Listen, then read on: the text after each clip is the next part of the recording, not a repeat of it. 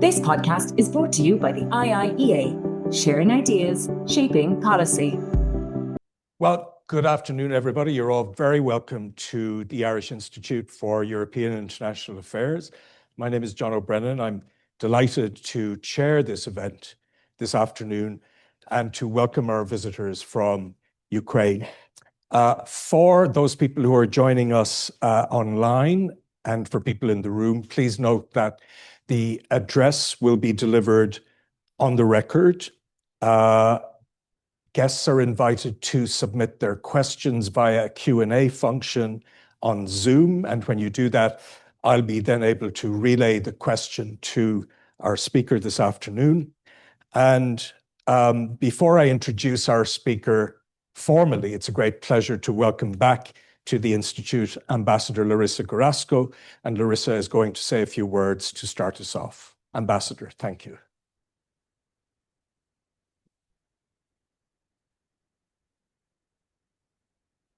So much. Good afternoon.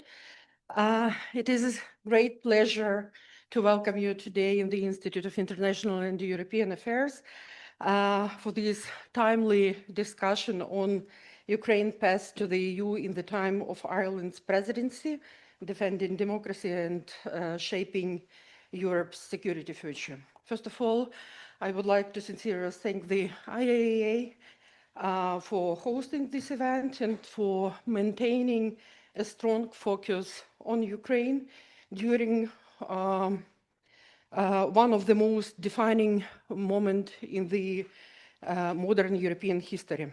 Today, Ukraine stands not only at the front line of a brutal war, but also at the front line of defending the fundamental values upon which the European Union was built: freedom, democracy, human dignity, sovereignty, and the rule of law.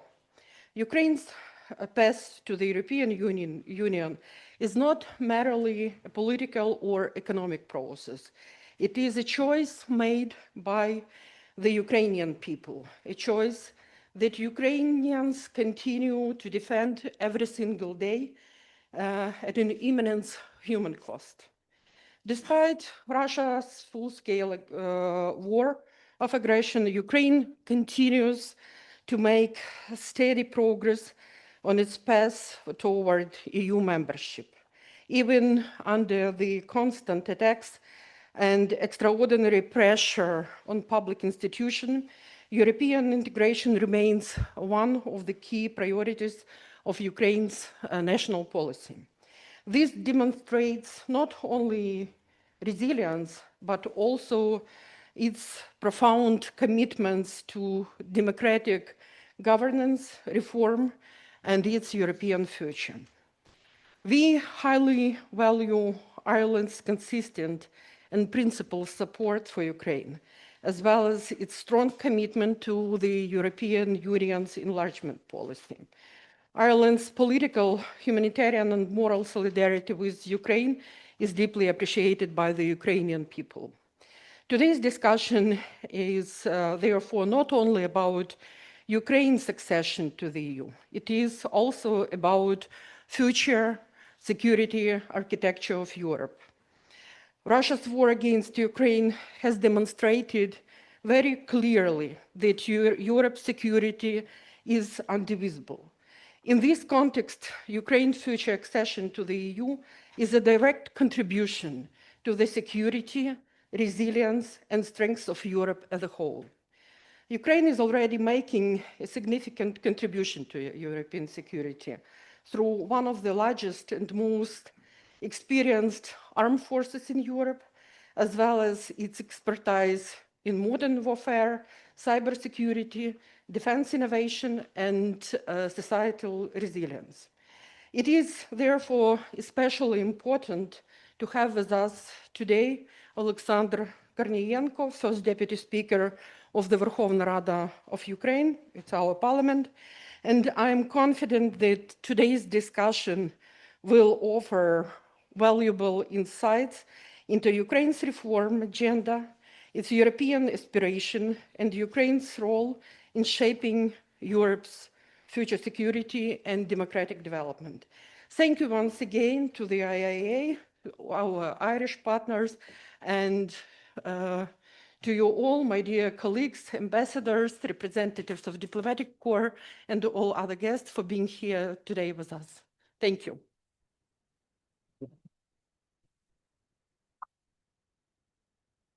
Thanks very much indeed, Madam Ambassador. Just to now introduce our speaker this afternoon, Oleksandr Korniyenko is the first Deputy Speaker of the Verkhovna Rada, the Parliament of Ukraine. He was first elected as a member of that parliament in 2019. And since 2021, he has served in his current role. His duties are significant in that he coordinates the work of parliamentary committees, for example, and different working groups, but he also has a really important role in the European integration process, in the preparations that Ukraine is making as part of the accession framework.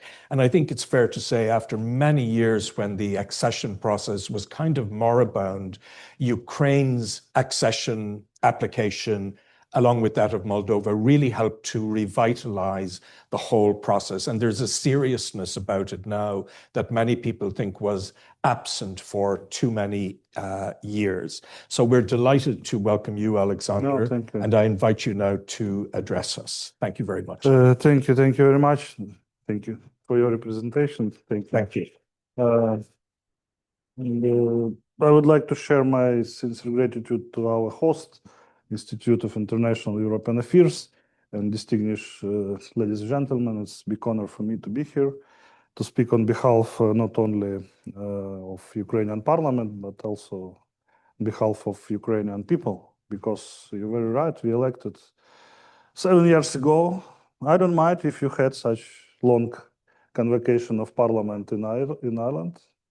I think no, yeah. But we are not only the longest convocation in history of Ukraine, we are also the most challengeable convocation. Because, for example, from 423 elected MPs, now I have 391. 93.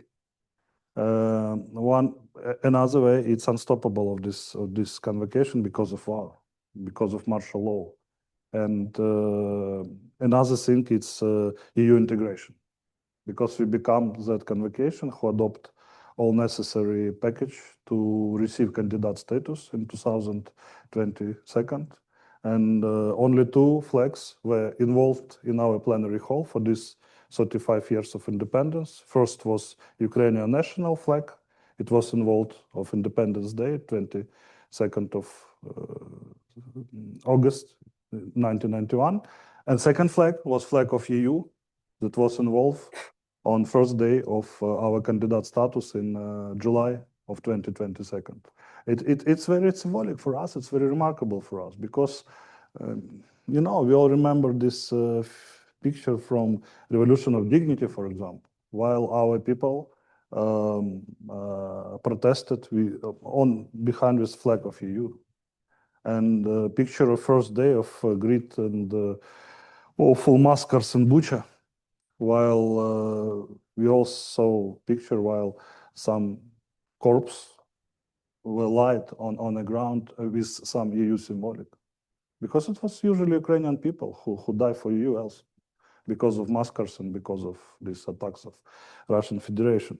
We all understand that it's our geopolitical choice for our population. Now we have 85% in favor of EU accession. It's much more than in some EU countries, I think. But on the other hand, we all understand that the role of political elite, of political class, and our duty, our challenge is to do it possible. Because it's not, you know, EU accession, it's not that you can take, you know, on purpose. You should to make hard work, we understand it. And of course, despite of war and despite of all these circumstances, we need to move forward. We need to do our homework. We are ready. We can discuss how to do it better, of course. But on behalf of my third very important role, I'm a member of the national negotiation team of accession. On behalf of Parliament, I'm only one from Parliament. I would say that we made a lot of work for these 3 years. Almost 4 years from start of candidate status to make closer to EU in terms of, first of all, in terms of adaptation of our legislation. We'll understand it's the main challenge behind Parliament. If you talk about accession of all countries, of course, we can say about challenges from regional policy, cohesion policy, how to make our regions, villages, towns more, capable to EU standards. Social services, we should work on growing this system. But all in all, in some chapters, in some clusters, level of our adoption enough high to take negotiation about closing chapters after open chapters. Not in everyone. We have challenges with agriculture, for example. And we know that it's one of the challengeable thing for Europe also. Maybe not for Ireland, but also for big country like Poland, Germany, France. They have, big agriculture component in economy. Poland, first of all. Another thing is all that consists rule of law. And it's more our challenges. It's not challenges to our bilateral with someone, because we all understand that it's depend of us. What as far and as clear we will be in this process of building these standards, of course, as better and as faster will be our pathway to EU. It's also understandable, despite of all discussion and all processes that we have in country. We have very big challenges in security. Of course, it's understandable, war and mood and approach of war changed for these 4 years. If you talk about near frontline region, it's now about 5 million Ukrainians that live in big cities on east part of Ukraine, Kharkiv, Zaporizhia, Chernigiv, Sumy, it's big regions. It's everyday challenges with shaheds, with drones, with missiles attack. It's everyday ballistic attack. We can deal with it because we need missiles for air defense. We haven't enough, and we haven't enough air defense system. But even in this condition, our farmers, our workers still working. About 5% of our agricultural land now harvested by FPV drone attack. It means that every day one vessel, some people can be attacked directly. FPV, it's very fast, and you can deal with it without anti-drone warfare. But we help them. We spend a lot of support to them directly. It's very special. It's very directly to help them. We take up to salary to teachers, to doctors in these places, to statesmen, to policemen, to everyone who work on behalf of state here. But these challenges will be also in the future, we understand it. Of course, we are very happy about spring and summer and this time, 3-4 months is to restore, to help to our energy system. But we all understand that even in time of high consumption on electricity because of summer, using conditioner and so on, even in this time, Russia will attack our energy infrastructure once more. They tried. Last attack last week to Kyiv was to energy facilities also, particularly. And it's unstoppable challenges that, of course, if you talk about serious and deep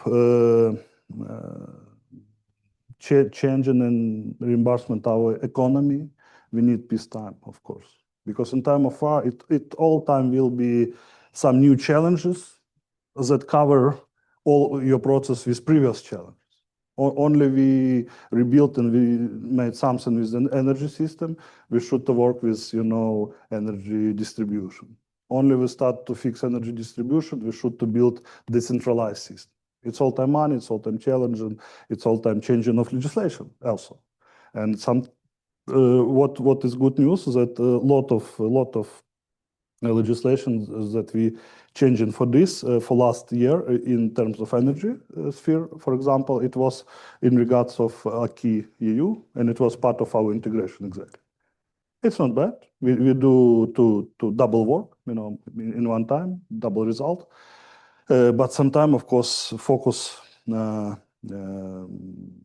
smoothing, and we should to fix result of attacks and result of war. I'm open to any question, to any discussion. What I would like to share, first of all, in terms of our issue of EU presidency of Ireland. Of course, we have huge expectation to Ireland presidency. We have good geopolitical vibe now because of Hungary changing. It was one of our blocker traditionally for last years. I can explain detail about it if it's interesting, because I was member of negotiate with Hungary, with improving all the expectation to us. We did it 5 times, and no every from this 5 times wasn't helpful and wasn't successful, because every new time they give to us new expectation, another more enlarged than previous time, and it's impossible to negotiate it. It's not negotiation, it's something, it's like blackmail. But of course, if you talk about practical steps, opening cluster, it's I think it's what we all can have on the end of presidency. I don't mind that it can be in one day all clusters or some process. It's depend to you, of course. It's depend to council, and the commission already sent that we are ready to open all clusters. I want to share gratitude to Commission. They made a lot of work. They nominated 1,500 statements to Ukraine process and to Moldova, but was from Ukraine mostly. And when I was on this screening session about first chapter, first cluster, and was personally here, I saw that some statements much more, better than me in our legislation, and it's about very big attention and very big power from Brussels to process of Ukraine accession. And I think we can trust, you can trust, I think, much more because you're a member to Commission in this case. Well, that's a very interesting point at which to perhaps pose some questions. As you have said, we have moved beyond the kind of symbolic stage of opening negotiations in December 2023. Many of us remember how difficult that European Council summit was with the Hungarian objection and so on. But now you're actually doing the really hard work of trying to transpose and implement the EU rules. So here we have hundreds of thousands of pages of legislation that the EU has taken 7 decades or more to transpose, and you've got to do all of this. And uniquely, you've got to do it in these extraordinary conditions where you're trying to fend off this brutal assault. You mentioned the Irish presidency. Can I ask, as a country that's been very pro-enlargement for a long time, do you have really practical kind of asks of the Irish government so that in these 6 months, you might get assistance in moving particular EU accession files along?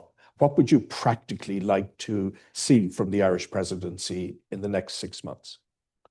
We can find some points of working collaboration.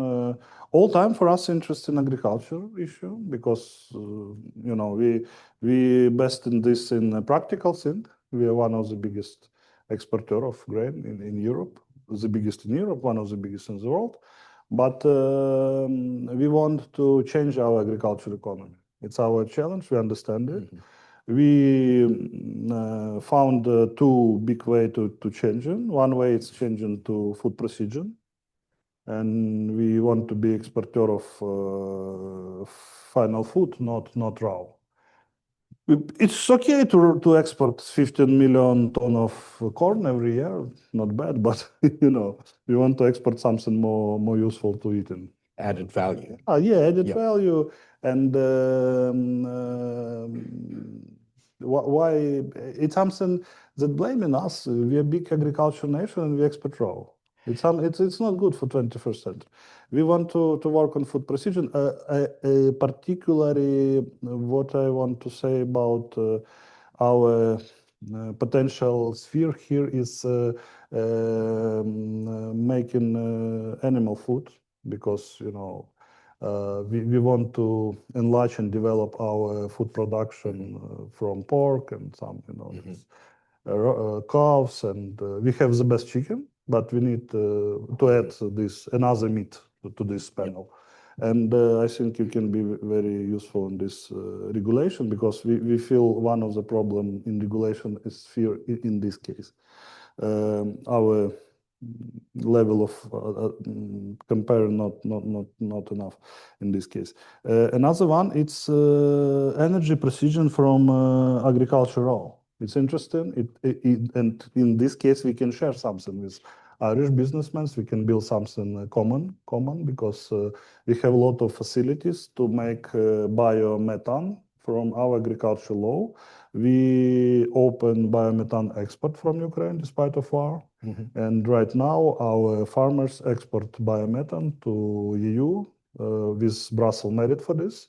And we have unique situation with very, very useful geographic for such business in Ukraine, because you should have distance for this up to 100 kilometers with agricultural. And we have it all over the country, despite of mountains, but all other territory, very close agriculture facilities to raw. And it can help us to solve particularly energy crisis with electricity, because this bank product biomethane, electricity, and heat in one time. It's very good. It's one of idea what to do with our big system of natural gas storage, because without Russia supply, and of course our system now, we use it to reverse model. But we can use this tank for saving natural gas, not only for us, but also for continent. And we all time said about it that we can work to site and be more energy stable. Ukraine can be energy charge for Europe. And while we discuss about hydrogen, for example, it can be next level of this. Of course, we need science investigation, how to use our system for hydrogen. It's not very easy, but in future can be. Also, we all time interested in practical advices how to deal with some legislation. You have very ambition and very powerful EP MPs who are very active and very in contact with us all time. We will have next round of discussion with them how to build better our legislation. Also, I think it will also be very fruitful for us. Mr. Speaker, many people here will know that within the accession process nowadays, chapters 23 and 24 are by far the most important. These are chapters that relate to the rule of law and to the criminal justice system and its functioning and so on. And in a way, this is the case because of the failures around rule of law protection that the EU itself has experienced over many years. So the demands being made of Ukraine and other candidate states are significantly more than was the case for the 2004 enlargement. So can I just ask you about the kind of changes in these unique circumstances that you've been doing? We've heard, for example, about some important corruption cases taken by the current Ukrainian government. But how difficult is it in the conditions you're working in to try and change those fundamentals so that you can conform to the EU ask around Chapter 23 and 24? Of course, it's most. I said about it. It's our inner challenge. Not we can't make some expectations from Brussels about it. What's the problem? I would share. We had different stages of development of this, and on every stages we had another one problem. One of the problem of establish this, for example, anti-corruption infrastructure. We have this from 2016, and but we are in charge from 2019. It means that the biggest life of this infrastructure were built by our charge. Previous government of Poroshenko established these bodies and established first setup of these leaders of these bodies, but we set up the next leaders, and we all times worked on growth of this infrastructure. We gave, for example, one of our first decision was in 2019 to give building to anti-corruption court because they didn't work for our charging. And so on. We keep the independence, salary guarantees. We nominated a lot of these leaders of these bodies by international commissions and so on. We changed our commission to establish judges, constitutional court, anyone with international advisors also. One of the expectations from society all time were court decision for corruption, because value system very well, but while it's not resolved. Last events with high-level corruption investigation, it's not bad news, because it's system working. They make investigations, they make process, both with power and with opposition. Because right now we have one case with former chief of president administration and another case with head of one political party, Yulia Tymoshenko. She's one of the leader of parliament. Problem that we have right now, it's I think more tactical. It's not more strategical.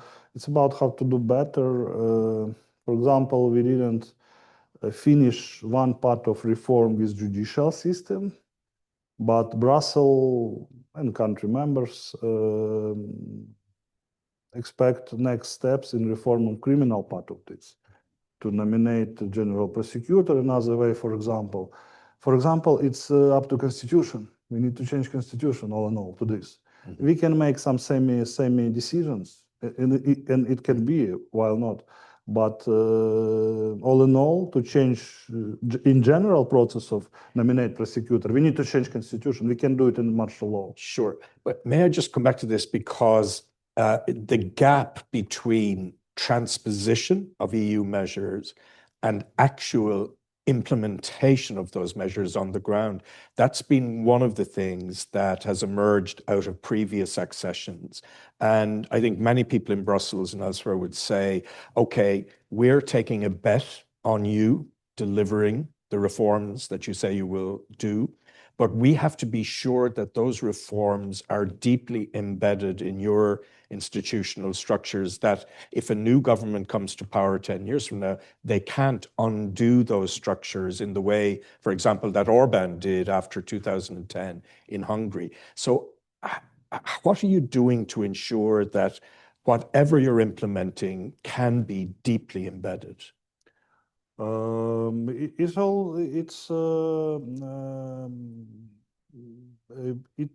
That we made with anti-corruption infrastructure and with this infrastructure of judicial nominated. It's about independence of system of nominating these guys.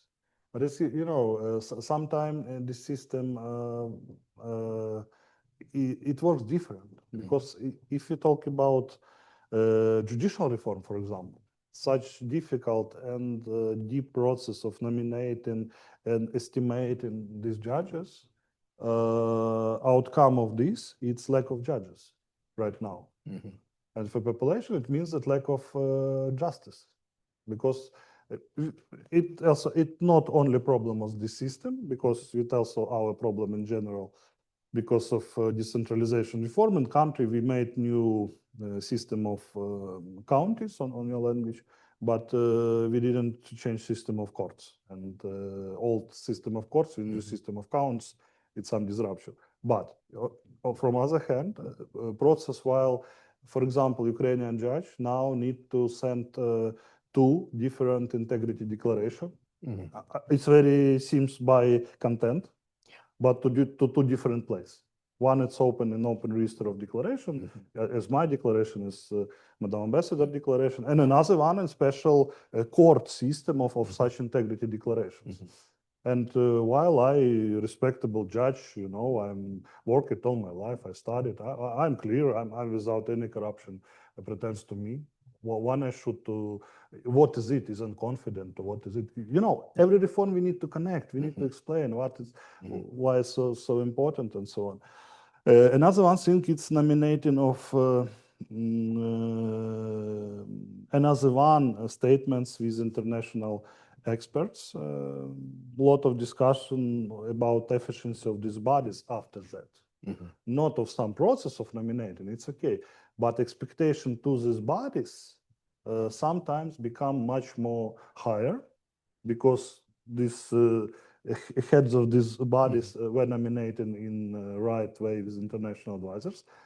And sometimes for them, sometimes difficult to show results because we all understand that institution can't show result in fast way. It's not, you know, Burger King. It's, it takes time. Yeah, it takes time. It takes the changing of processes, changing of mindset. You know, we country with one of the biggest level of this problem with customs. And, you know, you can't fix it in one way, because customs, it's 30,000 custom statements, you know.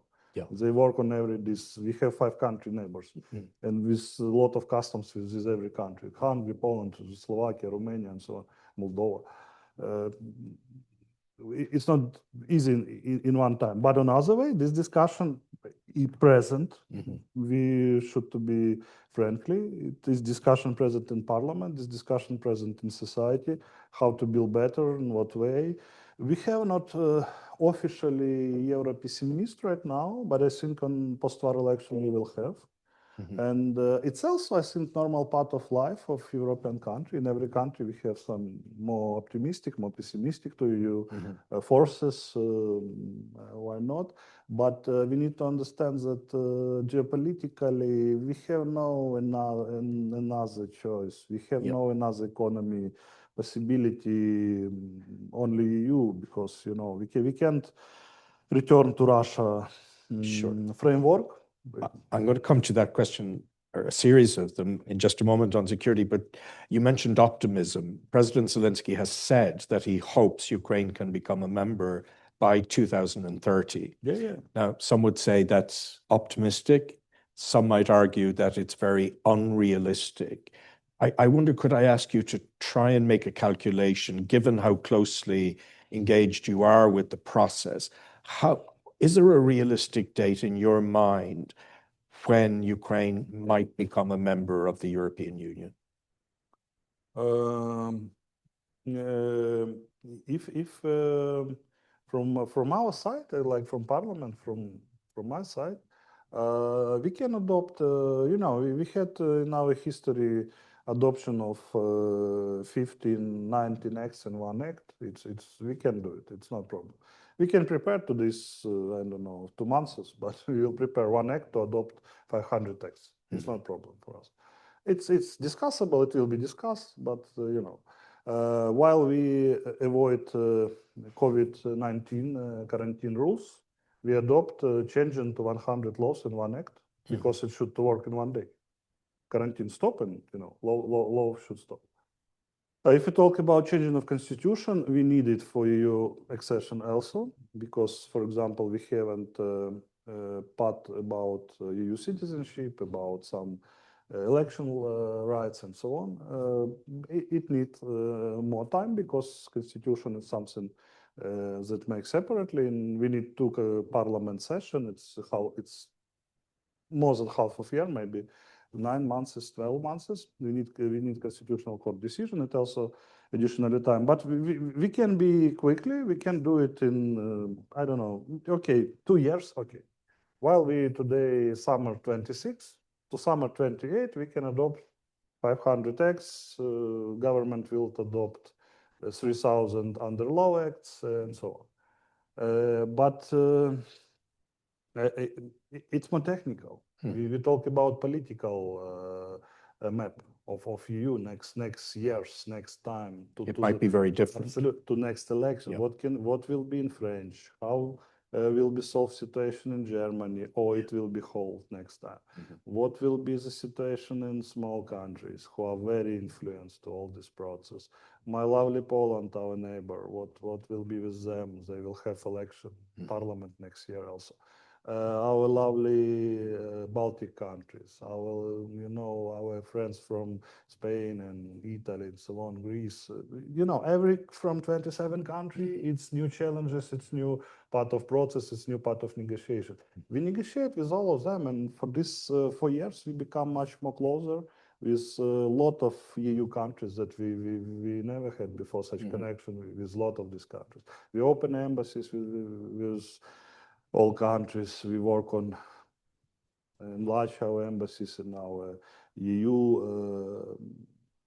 mission in Brussels and so on. But all in all, sometimes we need to work inside this country.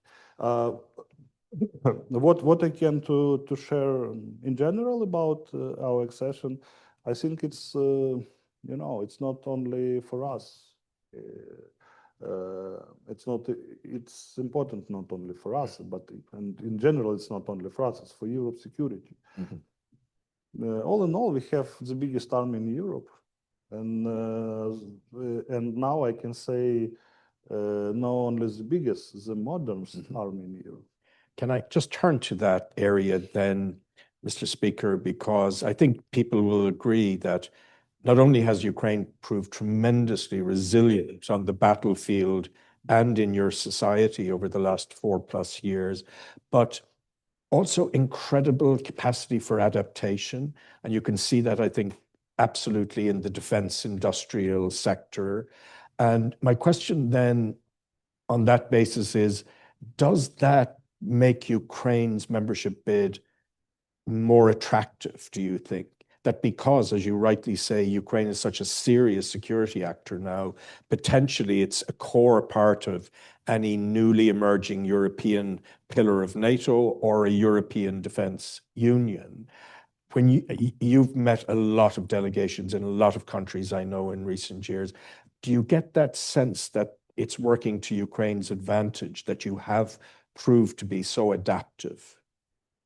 I think also, but yes, I think also so. But it's not so. We shouldn't be so naive in this. We need to analyze it more deeply. If you recognize modern process in the world, like with this Iran war and so on, that changing something in security framework for Europe, United States become more, far away from this and so on. But on the other hand, we should understand that expectation for security in society grows without ability of society to be involved in this. What we see by pulse in European countries, for example, we see demonstrate against conscription and in pulse a growing role of security. How it can build in one, in one hand. We also have problem with conscription. It's a very good known things, but we conscript and we have this manpower all in all in our society. We have much more biggest level of ability to conscript than in European country. In this case, of course, Ukraine it's a very good partner because we already have this army, we already have this technology, and what much more important, we develop our technology. Now we have such technology that we hadn't 5 years ago. And now we on a way to have such technology that have on the big countries with missiles, with air defense, and so on. If you talk about system of managing forces, we are already on NATO standards without NATO, join NATO. We have modern forces with modern ruling and so on, with modern mindset. And these forces attractive for mobilize here, for volunteering here. Of course, we are attractive in this case, but on other case, we need to work on much more deeper understanding of level of challenges for Europe. And I think it's, I'm finished. It's not only about countries who are close to Russia with border, like Baltic countries or Finland or Nordic, Sweden, for example, so on, Poland. I think in the future, every part of continent can be treated in different way. For someone like you, it's Arctic issue. Arctic issue, we all see it's very important for Putin. He discussed about this Arctic with Xi, with Trump, with anyone. It's Arctic is something that Russia all time think it's there. You know, it's a zone of interest, zone of influence. I don't know what about what the resources here. Maybe something despite of these white bears, but okay, it's a zone of interest. If we talk about south part of Europe and Spain and Italy, for example, it's midterm sea issue. We all see last 20 years, Russia very active in all this process. Lebanon, Israel, Palestine, Syria, all time Russia do something here, take some position here. Of course, Black Sea, but it's part of a big picture and so on. And unfortunately, quite times spent off, you know. We need to prepare to difficult times altogether in Europe. And we can give something to European security framework, something special. Our troops, our forces, our mindset, our production, our drones, our technologies, and also our land to energy facilities. We also prepare to this, not only for agriculture, but let's build this together, this pathway. I'm going to turn now to questions, not quite in the room yet. The next one will be, but I have a very interesting question online, Mr. Speaker, from Jessica Gaynor, who's from Commission Naman, which is our media regulator, telecommunications regulator. And Jessica asked, how is Ukraine currently approaching the EU Digital Services Act? Of course, it's a very new piece of legislation for all European Union member states. And she asks, what would alignment with the DSA entail for Ukraine during this pre-accession phase? And how do you sort of work towards the DSA being fully implemented? I know that my digital ministry, digitalization, work hard on this. We had discussion with them how to better, include it to our legislation. Yep. On the way of candidacy, we adopt media law. It had part of this regulation, and now, just now, we have in our daily agenda to next plenary, next part of this media regulation, and for example, with OTT platform, with some newest things that hadn't this regulation before in our country. But of course, for our issue of this balance between security of my own personal security in digital media and freedom of speech, very important to save it in time of this reform. Because, for example, to your understanding, 68% of population now in favor of messenger, telegram, and news channel from this, you know. It's like not TV, 45%. And 70% take information from this telegram channel. Yep. It's problem because it's anonymously, but it's problem also of system how to save this channel of information gathering and then not to kill freedom of speech in this case. And a lot of such challenges. Let me be clear, digital sphere, it's one of our very fast developments here in Ukraine. We have a lot of IT industries, a lot of consumers in this field. I think this sphere will be normally regulated. I should say, of course, the information landscape is a big, big challenge for all our states. I wonder myself, for example, what happens when Ireland holds its next referendum on the European Union, because it will be in an information space that is so radically changed from anything we've faced before. However, I'm going to put that aside for now, and I just have a question, this gentleman here and then this gentleman here. So if I could say to you, people know that I'm from Maynooth University, but I absolutely hate sermons. No sermons. If you could ask your question briskly and politely, I would really appreciate that, because we want to try and fit in as many as possible in the 20 minutes or so that we've left. And I'll come back to those people who are writing questions online. You're more than welcome to contribute more of those, and I'll read them out and put them to Oleksandr if we get the chance. So the first question here, thank you. Michael And Doyle, you might just say again who you are exactly. Thank you. Michael Doyle, member of the Institute, previously an EU official, and I worked in Kosovo and the Western Balkans after the end of the Kosovo conflict with European Agency of Reconstruction, including at the very early stages of that accession process, which is never ending. Maybe, and that would lead on to the comment and question. You and your team will be very well aware of the process for the previous enlargements, including the large one in 2004 and again in 2007.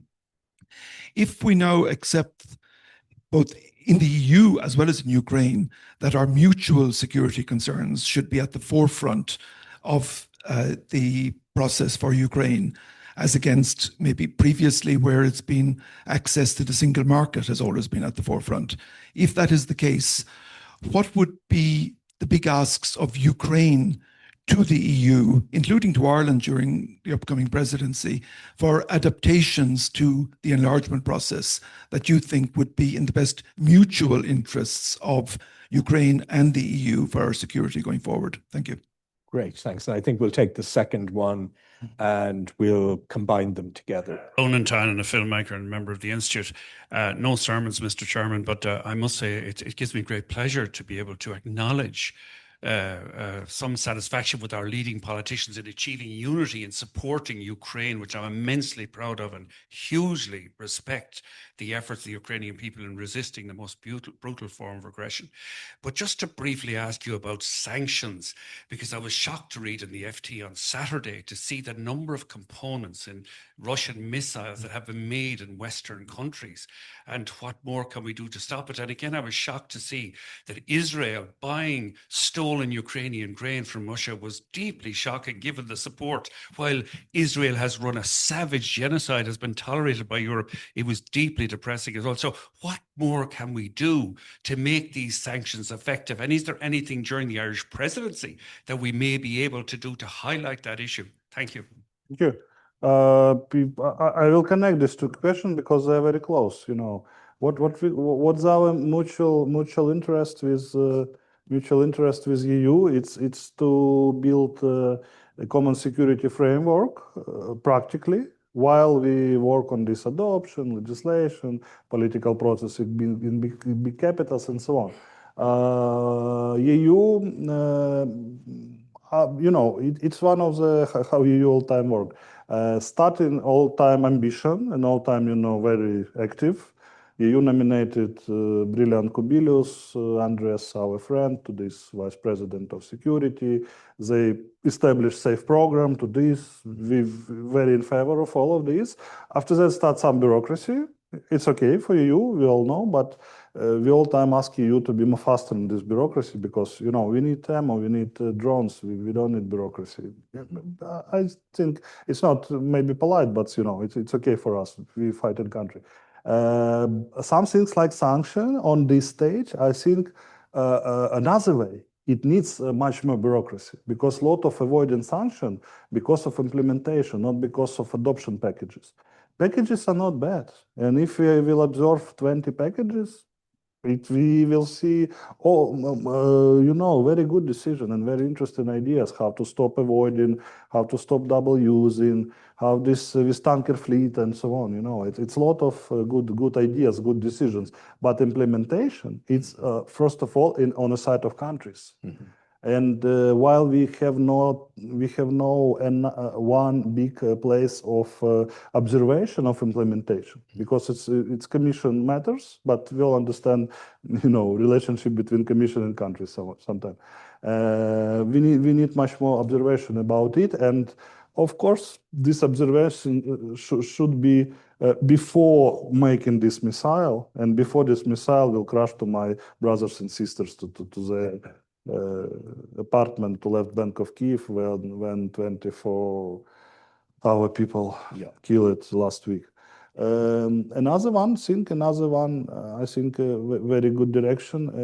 It's working with third countries also, because we all saw what were while Mr. Trump, Honorable President of the United States, made some process with India.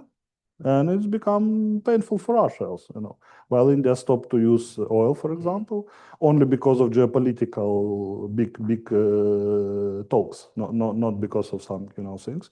We should work with this. For example, I was in Central Asia and Uzbekistan last year, and of course it's one of the loophole, because can you imagine this beautiful Kyrgyzstan become the main importer of car from EU? In 2020, very unlikely. Yeah, 2023, 24, and all this car, of course, they bought not to Kyrgyzstan. They don't need Mercedes and Volkswagen in such amount. It's one example how we can stop it. But in general, we talk about sanction policy in general. I don't mind, and it's some, such modern world, open economy, we can stop it exactly in 100%. But we can make our all efforts to improve it. Because what's the weight of decision of EU while they voted by some gangster in one time? And can I ask you here specifically about Ireland, to pick up Ronan's question about sanctions? I know that you met the Taoiseach yesterday.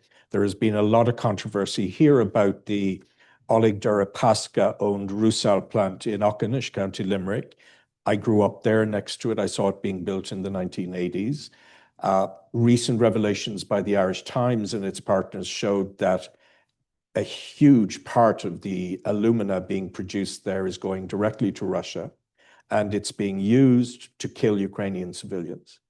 I wonder about your reaction to this, and do you hope that the EU gets to a point where it puts alumina in its next sanctions package? All this position about some raw material and some first step production material, we need to be very, accurate and to investigate all stakeholders, how it better, because sometimes we all understand that despite of modern open world, some things can be, only product in Russia, and we understand that it can be only product in Russia.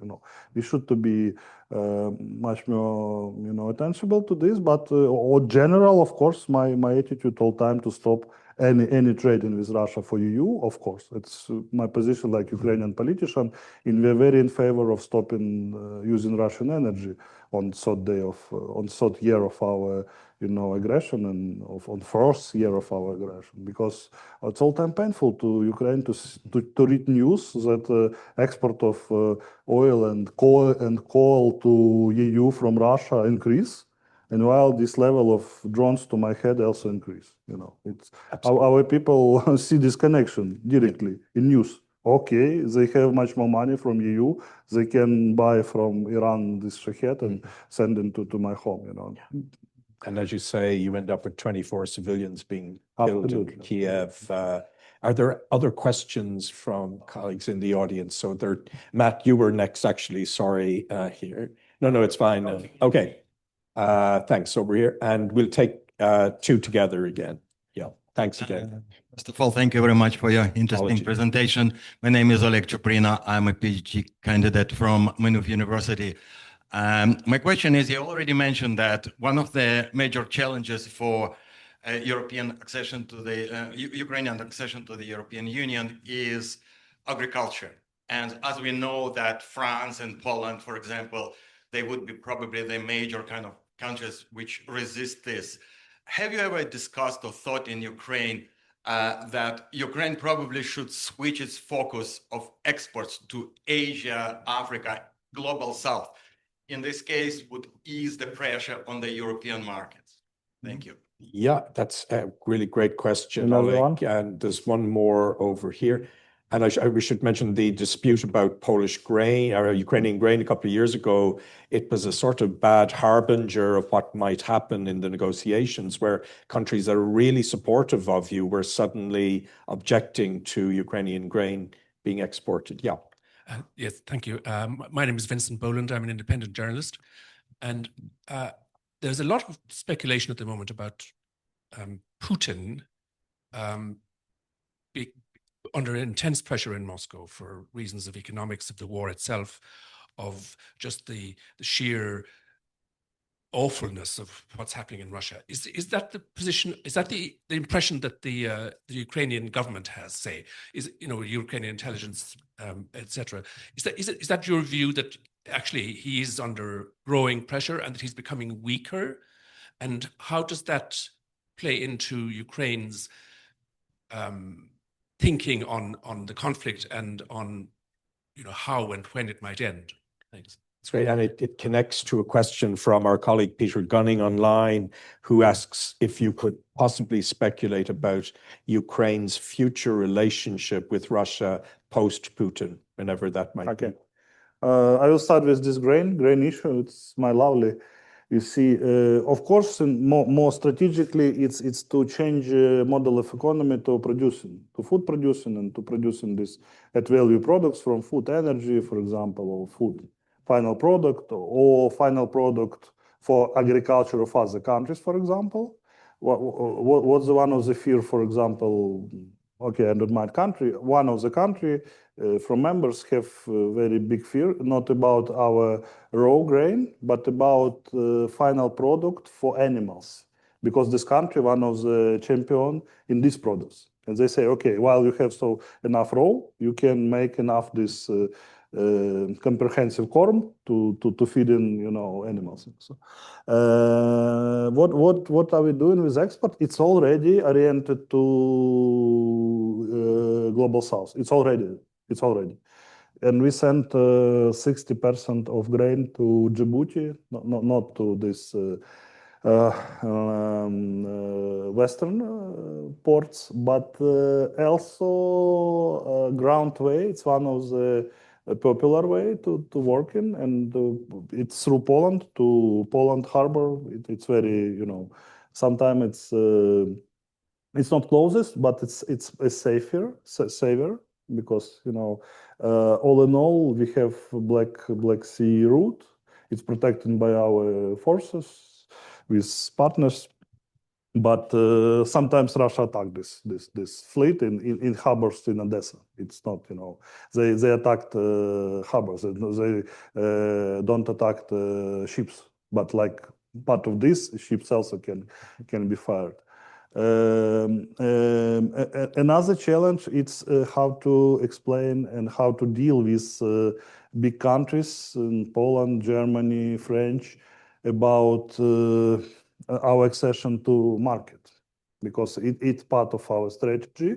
Because for our producers, of course, we need to increase accession all-time quota, but of course for them to decrease. And we all time discuss with Commission about it. For some goods, like for example honey, we make a quota in 1 week in January, because we have you understand, we big country, we have a lot of this beef and a lot of the small farmers with honey, but they can collect this honey and send to EU. It's very faster. One of scandal last year was with berries, because we are berry country. We have a lot of berries on north of Party. It's forest berries, and we have a lot of economy about berries, because government sent support to berries field, to fruit field, and so on. And people start to harvest it, and it also we don't need so berries inside country. Also, we don't have culture of, for example, of jam like you. We don't eat every morning. You know, we eat it on celebrate on holidays. You know, and but in some country it's more in culture. Yeah, and we start to export, and Poland start to attack us and say, "Oh, you should to kill our raspberry business all." You know. We need to deal with it. My pleasure and my optimism is that we nominate about 1 year ago to our chief negotiator and vice prime minister Taras Kachka, who are for last 10 years our trade representative of our country. And he very naturally unite two roles in one position. And now our negotiation with EU also become in one time negotiation about this quota, export, import, custom, you know, it become more practical with Brussels in terms of some successful for our economy. On other hand, we have with Taras on every month model meetings with farmers, with the biggest farmer association who unite all farmers, and also it's middle farmers, and also we have all time discussion with our big company because we have 10 big holdings and use 75%. To find solution, to find how we can deal with it. Yeah. Oh, we need to do something. It's tough. It's not, you know. We should say, though, it isn't new in the accession process. In fact, in 2002, there was a real crisis about agriculture because France was basically objecting to Poland. And there were lots of fears about Poland becoming this great sort of producer within the EU, that this was threatening to France. And it took a last-minute meeting between Chancellor Schroeder and President Chirac to solve. But these problems are eminently solvable, I think. And the fears that France had about Poland were just completely unrealized subsequently. Yeah. They just weren't there. You know, we had not bad examples. We protect export of sunflower feed. It was 10 years ago. And now with the most influence exporter of sunflower oil in the world. We have the second place. Last year, we made the same with soybean. We made border custom protection about export soybean. And now it live in country, and we have reproduction of soybean products and also soybean fuel inside country to buy diesel and so on. We can do it. It's not easy all time, because, you know, a lot of MPs from constituencies, small farmers ask them not to vote this, you know, so on. But we will do it. About Putin and Russia and all this buzz, you know, it's difficult for all of us. About situation in economy there. It's what's the problem with estimation of Russian economy? We don't have normal number figures. We all time estimate by some secondary influence of this. Prices rise up. Problem with hypotheca. This problem with salary paying in some regions, maybe signs of something, yeah, debt, GDP, you know, diminution of debt, so on. Prices to oil, it's all-time marker because it's part of the economy, exactly. But we need to understand, to not to be naive, that Russia rebuilt the economy to war way for last 2-3 years, and it's one of the reasons while maybe more attractive to Russia to fight in, because it will be difficult to return to peaceful economy for them. While they have a lot of war contracts, war production inside, it's not this old Venezuela. So we all time see modern missiles, we all time see modern drones from their side also, and they also modern in this case. That's why, you know, we should to do what we should to do. We have such idiom in Ukraine, nam svoje робити. I don't know how to say it on English. We should to do what we should to do. Okay, and try to find better way to use our long-range sanction, as we say. It's about our working of our forces with the facilities first of all, of oil, but also and military facilities also, and of course to keep sanction stress from international society. What about our attitude and so on? This big discussion. It's very hard, it's very hard now. We don't know what will be the government, well, it will be, it's very abstract. Now we have some process, for example, in Council of Europe, in this Parliament Assembly, they established Russian delegation from these oppositioner guys, from Kasparov to some guys from, victim, these folks from Russia. Is it efficient? I don't know. I don't mind that we need, to dance with them every day, but maybe to have some connection. It's okay. We have some connection with them. Our parliamentary sometimes has this meeting. They discuss on the basis of Council of Europe, but I don't mind that these oppositioners will be next power. Exactly. What will be the next power? We don't Nobody know. knows. It can be repeat of scenario of start of 20th century. Yeah. It will be some, crazy guys like Lenin with some terror approach. It can be in Russia all time. You should understand Russia history. It's it's not about democracy. It's not about finding better way to public administration. It's all time some revolution inside palace, and after that some terroristic new power, new reform to cut something that grows good in this case. I thought it was very interesting last week that Putin, for the very first time, more or less said that Russia's objection to Ukraine was about EU enlargement and not NATO enlargement. That really hadn't been aired before. I always thought it was the case, by the way, because the EU represented democracy and free markets and everything else. It's not his, right to set up when we will go. Of course. Yes, it's more about their reflection to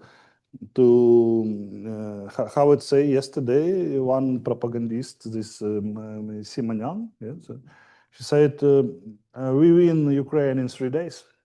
And after that, you start to find with us.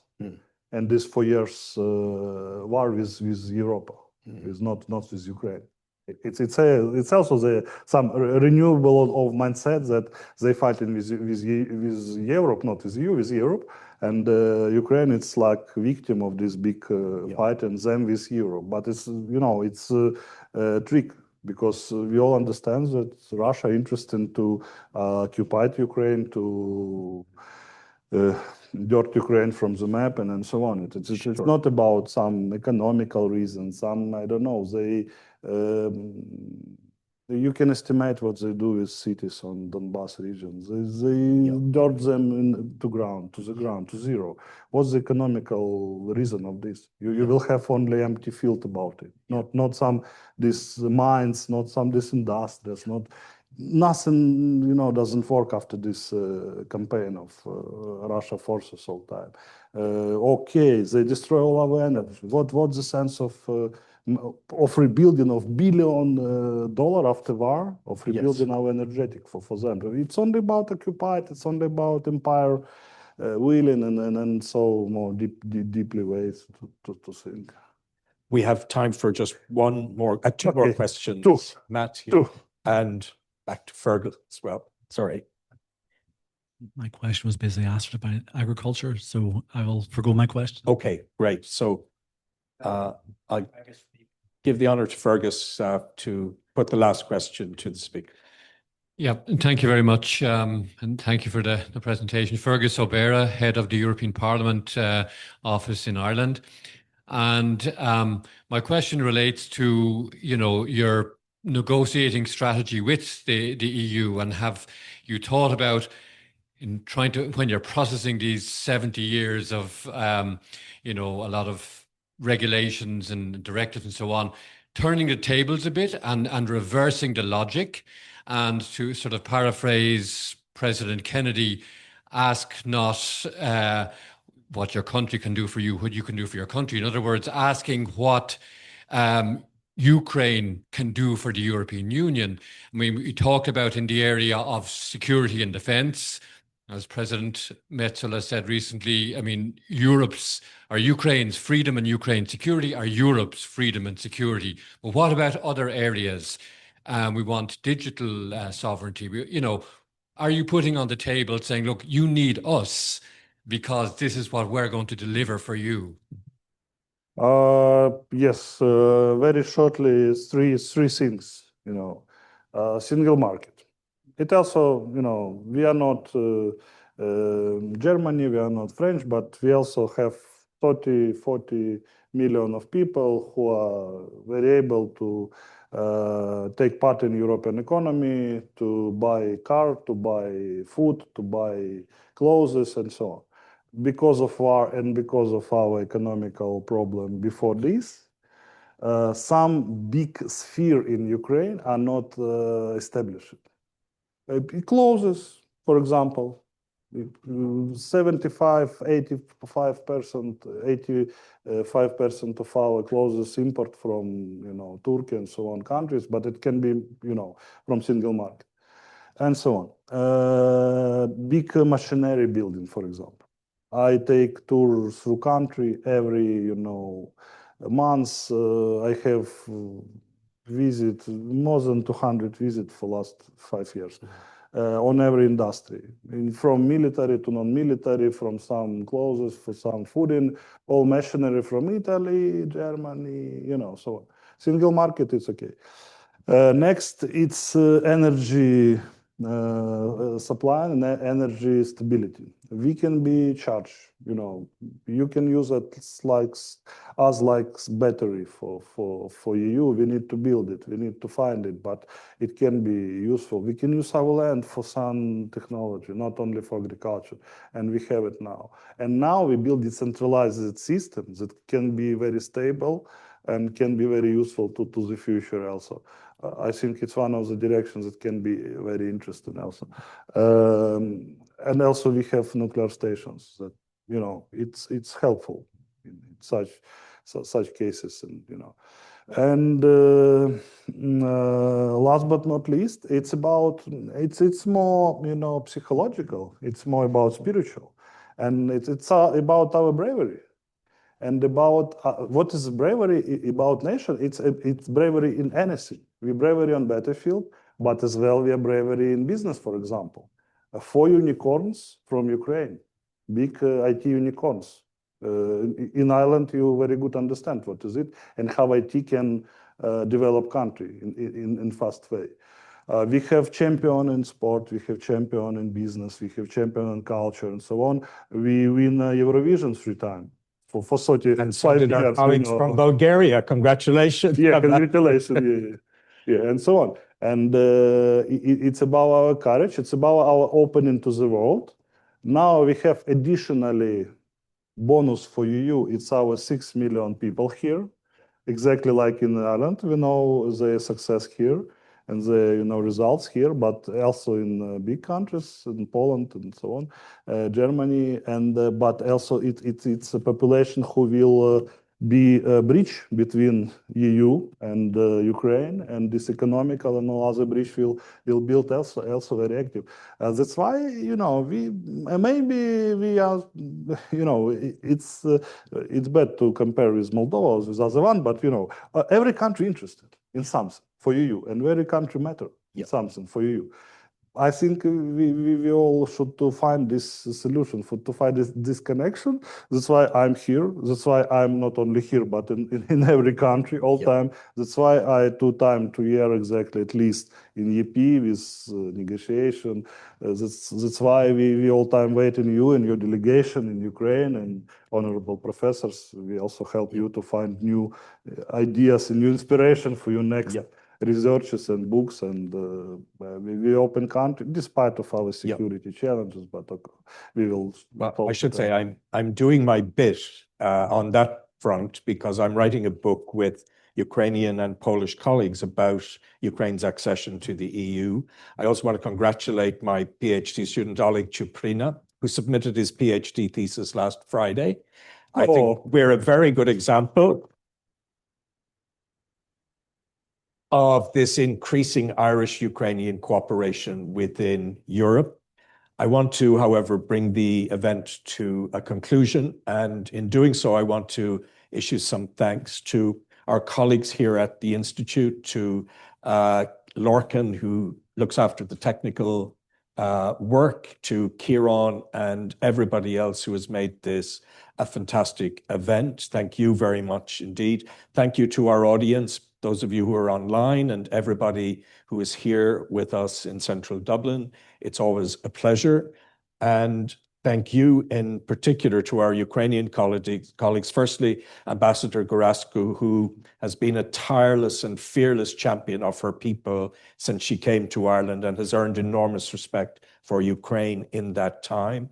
And to you, Oleksandr, thank you very much for that very detailed a summary of Ukraine's evolving relationship with Europe. I remember in 2004, Ireland had the presidency of the EU then.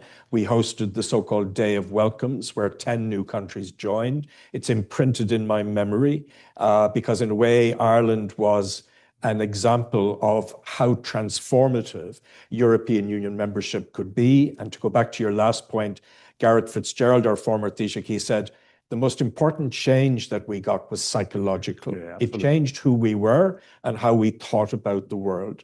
My wish is that that's what Ukraine is looking at in the near future as well, and that the next time you're here, we'll be sitting with the European Union members. Thank you, Professor, for a brilliant ponderation. Thank you. This podcast is brought to you by the IIEA, sharing ideas, shaping policy.